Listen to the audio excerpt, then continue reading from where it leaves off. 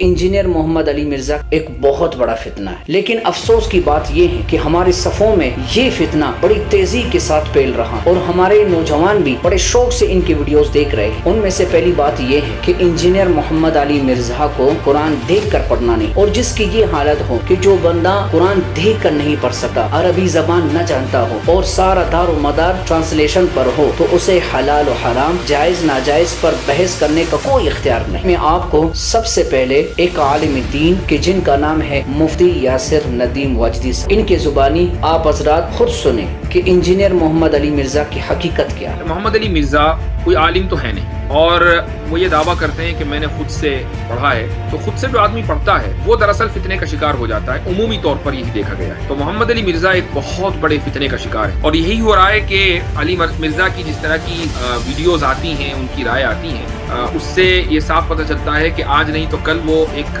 نیا مذہب یا شیعیت کی کوئی شاخ جو ہے وہ یقیناً بنا لیں، ایسا لگتا ہے۔ اچھا، جو بڑے علماء ہیں وہ تو ان کو منہ بھی نہیں لگاتے۔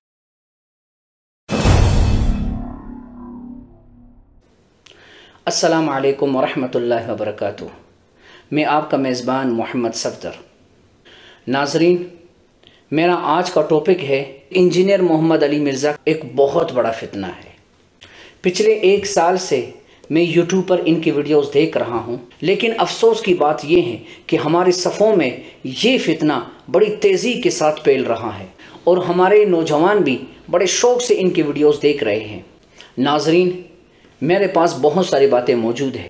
ان میں سے پہلی بات یہ ہے کہ انجینئر محمد علی مرزا کو قرآن دیکھ کر پڑھنا نہیں آتا اور بہت ساری غلطیاں کرتا رہتا ہے۔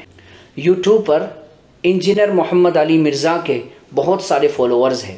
میں ان سب سے یہ کہنا چاہتا ہوں کہ آپ ذرا یوٹیوب پر انجینئر محمد علی مرزا کا اپنا آفیشیل چینل ہے، آپ وہاں جائے۔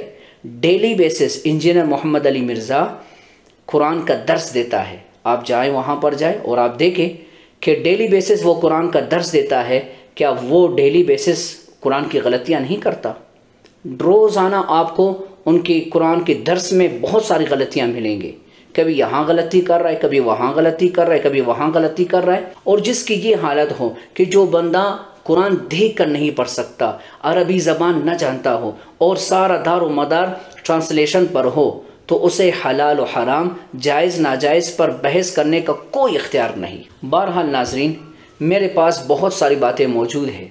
میں انشاءاللہ العزیز آپ حضرات کو ہر عالم دین کی ویڈیوز باری باری دکھاتا رہوں گا کہ آپ کو خوب پتہ چلے کہ انجینئر محمد علی مرزا کی حقیقت کیا ہے۔ چلے میں آپ کو سب سے پہلے ایک عالم دین کہ جن کا نام ہے مفتی یاسر ندیم واجدی صاحب، ایک بہت بڑے عالم دین ہیں، میڈیا میں ان کے بہت سارے فالوورز ہیں اور بڑے اچھے لیول پر دین کا کام کر رہے ہیں، اور مزے کی بات یہ ہے کہ کمیونسٹ قسم کے لوگوں کا علاج کر رہے ہیں۔ چلے میں آپ کو ان کے زبانی آپ حضرات خود سنیں کہ انجینئر محمد علی مرزا کی حقیقت کیا ہے۔ محمد علی مرزا کوئی عالم تو ہے نہیں، اور وہ یہ دعویٰ کرتے ہیں کہ میں نے خود سے پڑھا ہے، تو خود سے جو آدمی پڑھتا ہے وہ دراصل فتنے کا شکار ہو جاتا ہے۔ عمومی طور پر یہی دیکھا گیا ہے۔ تو محمد علی مرزا ایک بہت بڑے فتنے کا شکار ہیں، اور فتنے کا وکٹم ہونے کے ساتھ ساتھ وہ فتنہ برپا بھی کر رہے ہیں۔ ان کی فین فالوئنگ یا ان کو جو اعتبار حاصل ہوا سوشل میڈیا پر، وہ لفظ انجینئر سے ہوا۔ لوگوں نے دیکھا، جو پاکستان میں ایک عام ماحول ہے، اور جو میرے پاکستانی احباب ہیں وہ اس چیز کی تصدیق کر سکتے ہوں گے کہ وہاں پر بڑی تعداد میں عام مسلمان علماء سے کسی وجہ سے بدظن رہے ہیں، اور اس بدظنی کی وجہ سے وہ یہ دیکھتے ہیں کہ اگر دین کی کوئی بات غیر عالم کر رہا ہے تو اس کی سننی چاہیے اور اس کو ماننا چاہیے۔ اب علی مرزا نے اپنے نام کے آگے انجینئر لگایا کہ بھئی میں انجینئر ہوں، اور بات وہ دین کی کر رہے ہیں۔ تو نوجوانوں نے یا وہ حلقہ جو علماء سے بدظن رہا ہے، انہوں نے اس کو کیش کیا اور ان کو فالو کرنا شروع کر دیا، لیکن وہ اس یعنی فالو کرنے کے چکر میں یہ بھول گئے کہ کہیں ایسا نہ ہو کہ علی مرزا کے فالوورز خود ایک نیا مسلک لے کر سامنے نہ آ جائیں.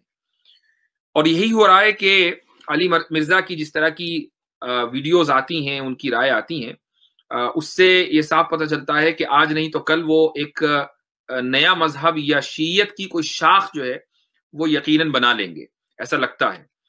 تو بہرحال پاکستان کے جو چوٹی کے علماء ہیں انہوں نے ان سے رابطہ کرنے کی کوشش کی. میں ابھی کچھ دن پہلے ایک ویڈیو دیکھ رہا تھا، ایک صاحب ہیں، غالباً ان کا نام حافظ زبیر ہے یا کچھ اور ہوگا، ان کی ویڈیو میں نے دیکھی تو انہوں نے اپنی رودات لکھی، بیان کی کہ میں نے کئی مرتبہ انجینئر علی مرزا صاحب سے وقت لینے کی کوشش کی تو پہلے تو ان کی طرف سے جواب نہیں ملا، پھر جواب ملا تو یہ آیا کہ بھئی آپ اپنے سوال لکھ کر بھیجیں.